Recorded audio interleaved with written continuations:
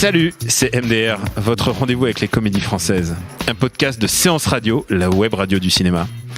À MDR, on aime analyser tout.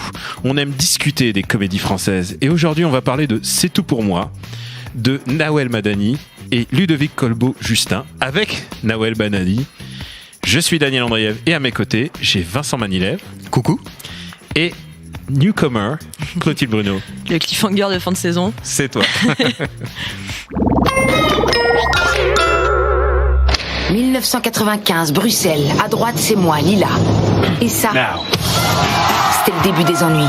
Lui, c'est mon père, Omar. C'est les filles. Elles font la danse au gymnase. Et eux, c'est les balances du quartier. Avec des noirs là-bas, Al-Khalid. Et les arabes aussi. Ça. Je voulais être danseuse, mais mon père avait d'autres projets pour moi. Je vais déchirer vos passeports.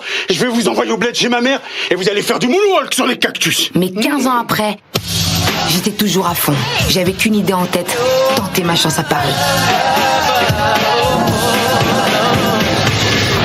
6, 7, change. Laisse-moi t'expliquer. Tu m'as menti, Lila. T'as rien à m'expliquer. Tant que t'es sous mon toit, c'est moi qui dictais les règles. Bon, avec mon père, c'était toujours aussi compliqué. Bon, la nouvelle, tu t'appelles comment? Lila. Et grâce à Fabrice, je me lançais dans le stand-up. J'ai pas le temps, j'ai pas le choix. J'ai besoin de ce tremplin. Je veux lui prouver que je suis capable. Mais on parle pas de ton père, on parle de toi. Qu'est-ce que tu veux de toi? Je vais monter sur scène. Elle veut monter sur scène et c'est ça le plus grand de suspense qui peut arriver dans ce film, qui n'est pas un suspense finalement, puisque il est complètement tenu par Nawel Madani, donc qui s'est fait une grande carrière dans le stand-up, ou précisément le seul en scène. À un moment, elle me fait le petit distinguo. Et donc, elle part de Bruxelles, la pauvre. Elle est d'ailleurs victime d'un accident, très grave accident quand elle est petite, et elle n'a qu'un rêve. Elle rêve de faire carrière dans la danse. Et pour ça, il faut monter à Paris de Bruxelles, ouais, évidemment. Et finalement, de fil en aiguille, elle va se retrouver humoriste. Et donc, c'est le récit de sa vie, orchestré par elle-même. Je vais lancer d'abord Vincent. Toi qui es expert en YouTube Game, est-ce que tu t'es senti à l'aise avec cette stand-up? Alors, ton résumé de l'histoire, je pense, résume bien un peu l'impression que j'ai eue par rapport au film. C'est-à-dire que j'ai l'impression d'avoir vu plein de films en un seul, où en gros, la carrière sur scène, de seul en scène, etc., vient quand même relativement à la fin, dans le dernier tiers. On ne savait pas qu'elle avait cette appétence, cette envie de faire des blagues. Jusque-là, elle voulait faire de la danse. Il y a eu toute une partie aussi en Belgique où on raconte son enfance, etc., la relation compliquée avec son père. Et en fait, j'ai l'impression d'avoir vu beaucoup d'étapes différentes, donc plusieurs films différents. Donc voilà, ce qu'il faut savoir, c'est que c'est largement inspiré de sa vie à elle, donc ce qu'on peut comprendre tout à fait. Et effectivement, dans sa vie, elle a fait différentes choses. Tu connais jamais mieux ton propre sujet. Voilà. Elle a rajouté des éléments de fiction, notamment un passage, on peut le dire, en prison, qui va faire basculer complètement son destin. Mais voilà, donc en fait, c'est difficile de reprocher la construction de l'histoire, même si les ajouts fictifs, on peut en discuter. Mais moi, c'est vrai que je m'attendais à une plongée un petit peu dans le monde du stand-up. Et à la fin, il y a des éléments comme ça qui sont assez intéressants sur le fait d'être une femme et de faire de la scène, le fait de se faire piquer des blagues, mais c'est juste un instant comme ça, jeté. Ouais. Et voilà, c'est un peu mon regret. J'avais peut-être trop d'attentes par rapport au sujet, mais j'ai l'impression que ça partait dans différentes directions. Voilà. Alors, il y a un truc avec ce film, c'est que c'est comme tu disais, il y a plusieurs films en un, et puis surtout, c'est des gens qui m'ont demandé de parler de ce film. Il y avait même quelqu'un sur le Facebook de MDR qui disait est-ce que vous allez en parler? Et j'étais un peu, j'avais pas très envie parce que en fait, c'est les true stories un peu up and down de la vie. Elle tombe sous terre, littéralement, elle va en prison. Enfin, il lui arrive vraiment que des emmerdes. Et puis finalement, pour rejaillir tel un phénix à la fin. En général, ça, c'est pas synonyme de grosse rigolade. Et alors, Clotilde, est-ce que pour ta première fois à MDR, est-ce que ça t'a fait marrer? Ça m'a pas énormément fait marrer. Je trouve qu'il y a quelques petites blagues à certains moments qui fonctionnaient bien. Parce qu'elle fait de la punchline, c'est ça? Elle fait de la punchline qui est parfois justement un peu synthétique, je trouve, un peu plaquée sur le film. S'il y a une grand-mère qui m'a fait rire à un moment. Mais oui. Ouais, Tu as tout à fait raison. qui était peut-être le truc vraiment drôle. Les autres personnages sont vraiment intéressants. Voilà, il y a pas mal de bons personnages. Je pense que tu parles de finalement d'un film construit autour d'elle. Je pense que le problème de l'autofiction, c'est que il y a une grosse pression probablement sur se construire sa propre mythologie, son truc. Et du coup, je pense qu'elle est trop dans la construction, mais peut-être pas assez dans la spontanéité. Et je pense que c'est les rares moments de spontanéité justement qu'il y a dans le film qui permettent un peu de respirer, d'apprécier, peut-être de connecter un petit peu.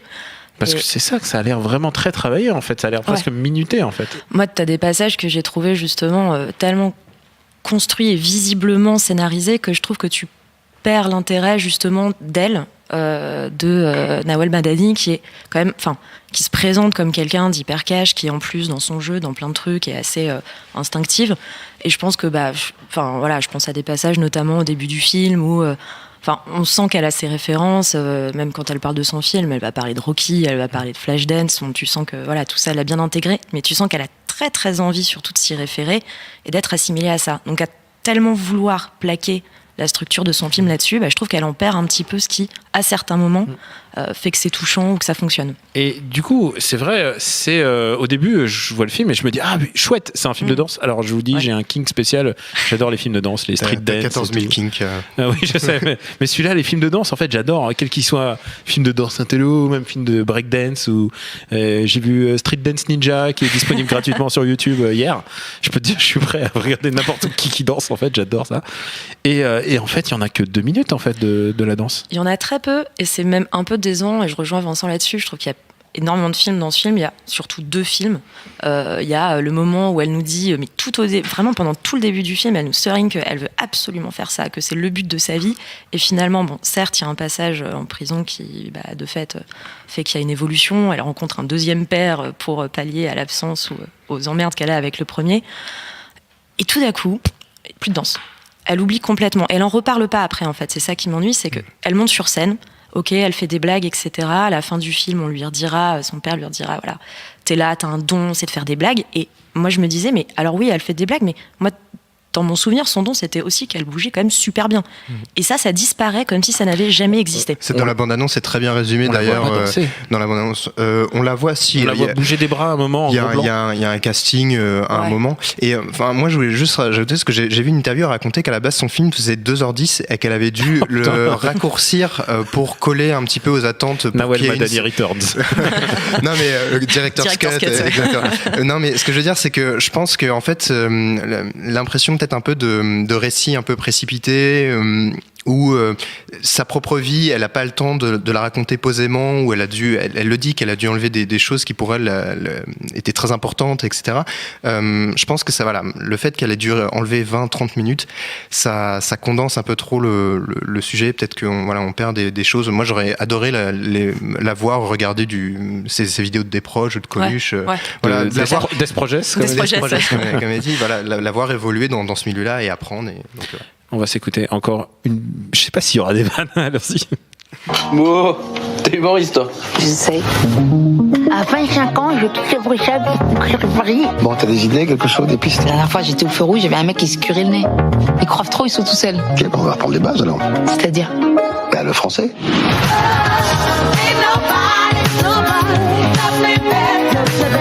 Si vous voulez, c'est le parcours initiatique d'une jeune femme qui... Reste toi-même. Je vais tout niquer, d'accord? Il y a personne comme moi dans le game. Tu crois qu'il viendra me voir un jour? Je vous entends pas. Est-ce que vous êtes là? Merci, c'est tout pour moi. Alors, les blagues sont très entendues, le coup du voisin qui fait ferme ta gueule, et Clotilde disait, en fait, la problématique principale de ce film, en fait, c'est le père de substitution, en fait. Elle a pas ce père, et du coup, je m'en rends compte maintenant, genre, Berléand arrive, mais vraiment, il est parachuté dans l'histoire. Il apparaît sur un plan de manière très bizarre, il apparaît au loin, il est pas, et j'ai l'impression qu'il est pas introduit, on a l'impression qu'il était déjà là, qu'on le connaissait déjà, et en fait, non, il est pas, oui, c'est vrai. Et du coup, il arrive, et il est un peu ce père de substitution. Et lui est assez drôle en fait. Berléand, il fait ce qu'il fait de mieux, c'est-à-dire le mec qui... Le grincheux. Il a l'air d'en avoir rien à foutre de ta gueule, et en même temps, il a un cœur grand comme ça. Et du coup, il lui apprend un peu le stand-up, et je pense que, à mon avis, c'est... Alors, je sais pas si vous êtes client de stand-up, mais je pense que c'est le passage le plus intéressant. C'est celui où, littéralement, c'est le Jamel Comedy Club, mais sans le nommer, et il y avait 2-3 vannes qui faisaient vraiment mouche. Alors, Clotilde, est-ce que ça te parle, toi, le stand-up? Est-ce que le stand-up, déjà, de ce film-là te parle? Alors, de ce film-là, pas nécessairement. Mais on n'en voit pas assez. On n'en voit pas beaucoup, en fait, tout simplement. Et on est vraiment en coulisses. On est vraiment dans l'apprentissage et dans les coulisses. Et finalement, jusqu'à la fin, d'ailleurs, on la voit très peu monter sur scène. On la voit taper dans la main de ses collègues avant de monter. Et en fait, on voit plutôt comment ils se font des punchlines en coulisses. C'est ça. Et toi, est-ce que ça t'a aussi intéressé que moi? Enfin, je pense que c'est vraiment ce qui aurait dû être le film, en fait. Alors, pour le coup, et moi, de temps en temps, je vais voir un peu des scènes ouvertes et tout, et ça m'intéresse parce que ça me fascine des personnes qui sont capables de se mettre à nu et d'assumer, de faire des blagues qui vont rater, de tester ce genre de choses. Et ce côté-là, je l'ai peut-être pas assez senti, ou alors là encore ça allait trop vite, c'est-à-dire que elle était au café Oscar, ensuite finalement il y a ce manager qui l'aide, qui la propulse tout de suite dans son émission, qui lui fait signer un contrat, etc. Puis ensuite elle arrête, puis elle revient, et là tout de suite on la voit s'entraîner pour le Casino de Paris, alors que c'est fait connaître peut-être par des vidéos YouTube. En fait c'est le cheminement, je trouve, qui est dommage. Il n'y a pas d'enjeu, en fait. Voilà, il n'y a pas forcément d'enjeu, et j'ai l'impression que presque des fois on se dit le stand-up, c'est, enfin il y a des galères, mais c'est faisable, quoi, c'est accessible, ou je sais pas. J'ai l'impression que entre le moment où on commence à faire des scènes ouvertes toutes petites devant 15 personnes et le moment où on commence à faire vraiment des scènes, à signer des contrats pour des émissions télé et tout, j'ai l'impression qu'il y a le delta est très petit. Ouais, voilà, ça. C'est très condensé. Peut-être que c'est parce qu'elle a dû réduire le film, etc. Mais voilà, j'ai une petite frustration par rapport à ça. La vanne qui m'a un peu, enfin c'est pas une vanne, c'est plutôt un coup de griffe qui m'a fait plus rire, hein, enfin sourire sur le moment. C'est le moment où elle parle d'un mec qui vole ses vannes depuis plus de 10 ans aux Américains. Oui. Et c'est une vanne lancée donc il y a à un moment de production du film, ils ne pouvaient pas savoir que ça allait sortir. Et c'est vraiment le secret de Polichinelle, et c'est presque le film que j'aurais voulu voir, quoi. Ouais. C'est toute cette génération de mecs qui plagiaient sur impulsion de leur metteur en scène, qui plagiaient ça parce qu'on leur disait c'est facile finalement le stand-up. Et franchement, j'aurais adoré voir ce film-là. Je sais pas si vous sentez que en fait c'est plutôt ça plutôt qu'une pseudo vie carcérale. La vie carcérale était vraiment nulle pour. Je sais pas si tu en as pensé, mais. Quand ils sont tout en tôle, et tu n'y crois jamais en fait. Il y a un vrai truc bizarre, il y a un feeling qui passe pas, quoi. Moi, il y a une scène que j'ai bien aimée quand elles sont en tôle, justement. C'est scène muette, quand chacune doit mimer quelque chose qui lui manque. Ça, j'ai trouvé ça assez touchant. Alors, je peux pas te dire d'où ça sort, parce que je m'y attendais pas. Parce que c'est Berléand, peut-être, parce qu'il y a un truc qui marche bien, je trouve, à ce moment-là. Peut-être parce que, justement, elles sont pas en train de se balancer 25 vannes qui sont censées me faire rire à la seconde, et qu'au contraire, on a peut-être un peu un temps de pause, et qu'on comprend peut-être pour une fois pourquoi finalement elles sont potes, pourquoi il y a un truc qui est censé se créer là. D'autant qu'on est un petit peu au tournant du film, au moment où elle va changer de carrière, changer de père, changer de tout ça. Mais c'est vrai que sinon, dans la prison, en fait, mais c'est comme le reste du film, tu sens que ce passage-là, il est obligatoire au scénario, que ça a été calé là parce qu'il y en a besoin, et du coup, ce qu'il y a autour, malheureusement, régulièrement, c'est la même chose en fait. C'est on a besoin de tel type de personnage, on a besoin de son antagoniste direct qui va être un peu brutal, un peu agressif, mais avec qui évidemment elle va devenir pote. Bon voilà, c'est les besoins scénaristiques. C'est cousu de fil blanc, voilà. Et c'est le problème de ces Rise and Fall, c'est que c'est évident à tel point elle court dans Paris, elle court sur le pont du Birakem, mais la référence à Rocky, moi ça m'a sauté aux yeux, et je me suis dit mais est-ce qu'elle va aller jusqu'au Trocadéro en disant que ça elle en parle ouvertement après de cette référence-là, mais oui, de fait tu peux pas la louper. Hein. Et surtout, je veux dire, Rocky a mis les barres, enfin le Rise and Fall, c'est lui qui l'a littéralement mis là où il est, et tu peux pas faire quelque chose sans y référencer, quoi. Ouais, mais c'est vrai qu'il y a des citations quasiment naïves, assez jolies du coup, mais quand même assez naïves, du coup pas toujours bien maîtrisées, de Rocky, mais d'ailleurs de plein de films américains. Par contre, niveau aussi. Tôle, ils ont référencé aucun film parce que ça ne correspond à rien. Non, je pense que. Alors c'est une tradition ici. Nous allons dire combien nous payons pour ce film. Vincent, montre. Montre voir combien tu mets. J'ai fait plusieurs émissions, mais je suis pris de court en fait. Je ne saurais pas répondre parce que. Elle va pas venir te casser la gueule, Nawel. Non, mais je sais pas. Je dirais, je sais pas. Elle menace de casser la gueule souvent. Effectivement. Dans le film. Ouais. Je sais pas. Je dirais. 2 €, 2,50 €. Voilà, je sais pas. C'est juste que c'est un film. Voilà, j'y suis allé, j'en suis ressorti. J'étais pas changé, j'étais pas différent. C'était bizarre. Et toi, Closy, tu as le droit de mettre ce que tu veux. Je peux mettre 1 million d'euros. Tu peux mettre 1 million d'euros. Je vais pas mettre 1 million d'euros. Il faut justifier après. Quelqu'un a déjà donné prix négatif, tu sais. Donc on est à l'abri de rien. Le spectre est large. Écoute. Je sais pas, je dirais 5 €. 5 €. Alors, je sais pas si c'est beaucoup dans cette émission. C'est le haut de la fourchette, je pense. Ah ouais. Je pense que c'est au-dessus du médian, quoi. Enfin, ouais. Santa avait eu ses bonnes notes, mais là 5 c'est vraiment médian plus là. Médian plus. Bon, c'est peut-être parce que c'est ma première émission et que j'ai envie d'être sympa, de me faire bien voir. Je suis sympa. Si, vraiment. C'est ta voisine. Exactement. Vous ne le savez pas, mais je suis menacée, j'ai un peu peur. Je suis là sous la contrainte. Et pour ma part, je mettrais 3,5 parce que j'aime bien Berléand qui n'a rien à foutre, j'apprécie en fait. Et comme il fait vraiment ça bien, et peut-être même mieux que les autres, voilà, 3,5. En sachant que c'est pas le film que j'aurais aimé voir, quoi. Les trucs inventés, les trucs que tu vois que c'est pas inventé, ils sonnent faux. Et quand c'est vrai, et quand tu sens que c'est les coulisses du Jamel Comedy Club, mais qu'ils le nomment pas, tu te dis putain, c'est ça le film que je voulais, quoi. C'est les mecs qui se tirent la bourre. En plus, elle est maltraitée par les mecs parce que c'est la seule fille. C'est ça, mais ces deux aspects-là, le vol de blagues, la concurrence, le fait d'être une femme. Ça d'ailleurs, dans son film, dommage, finalement, à part ces 2 paires de substitutions, la plupart des mecs sont quand même des gros connards. Oui, plutôt. Là, il y a une vision, c'est clair, assez mais noire. Statistiquement, le monde du spectacle, tu sais, j'ai pas fait je suis pas dans le monde du spectacle, mais c'est à ce qui paraît, c'est ça. On va passer au reco, et je suis sûr que tu as une reco qui va nous faire sourire, mon garçon. Alors, une recommandation. C'est vrai, on a 2 mois de différence. Ouais, c'est exactement ça. Et 15 ans. Non, moi, c'est peut-être une recommandation, peut-être un peu forcée, mais elle a un peu d'actualité. Donc, il y a pas longtemps, Netflix a mis en ligne un documentaire Jim et Andy sur les coulisses du tournage du film Man on the Moon de Milos Forman. Et donc, je voulais recommander en fait le film, puis le documentaire de manière générale. Mais c'est simplement l'histoire de l'humoriste Andy Kaufman, en gros, qui faisait de la scène, du stand-up, et qui avait pour objectif de repousser les limites de l'humour et du malaise face à son public. Et pour le coup, moi qui ai eu une frustration dans C'est tout pour moi sur les coulisses d'un show, du seul en scène, etc.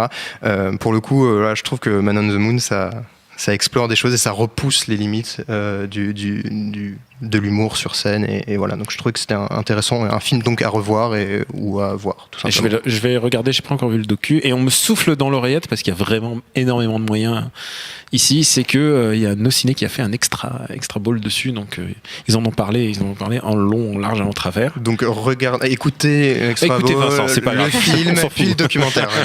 Voilà. Le docu est très bon, effectivement. Clotilde, à toi. Alors, c'est une très bonne question.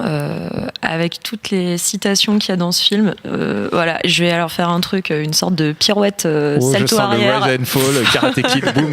Même pas. Ah, écoute, alors Karate Kid, justement. Non, alors, moi, je pensais à cette scène de prison, mais alors, ouais. C'est ma première émission, je rappelle, donc merci de ne pas juger trop durement. Bon, personne n'est dur ici. C'est vrai. Merde. Putain, merde. Écoute, on va passer directement à la reco. Non, alors voilà, je pense à Orange is the New Black, histoire de faire un truc extrêmement original que personne n'a vu avant, bien entendu, parce que finalement, première saison. Voilà, la première saison qui est encore assez drôle et finalement qui, je pense, est cité directement dans le film aussi, parce que tu sens. C'est clair qu'il y a un truc maintenant que tu le dis, quand les filles, le cours de théâtre, il y a vraiment un truc dedans. La troupe de Nana qui finalement on s'entend bien, donc voilà. C'était Marocco. Et moi, alors à l'origine, je vous ai teasé, j'allais dire VC40, qui est mon film qui parle de stand-up préféré, mais en fait, je viens de me souvenir que j'ai vu sur Netflix le stand-up de Patton Oswalt, et Patton Oswalt qui est vraiment très très drôle. Et là, en l'occurrence, c'est le spectacle de la larme absolue, puisque c'est le spectacle qui fait juste après le décès de sa femme. Donc, tu t'éclates à mort et tu sais qu'il y a un breaking point qui arrive parce que tout le monde sait qu'il a perdu sa femme.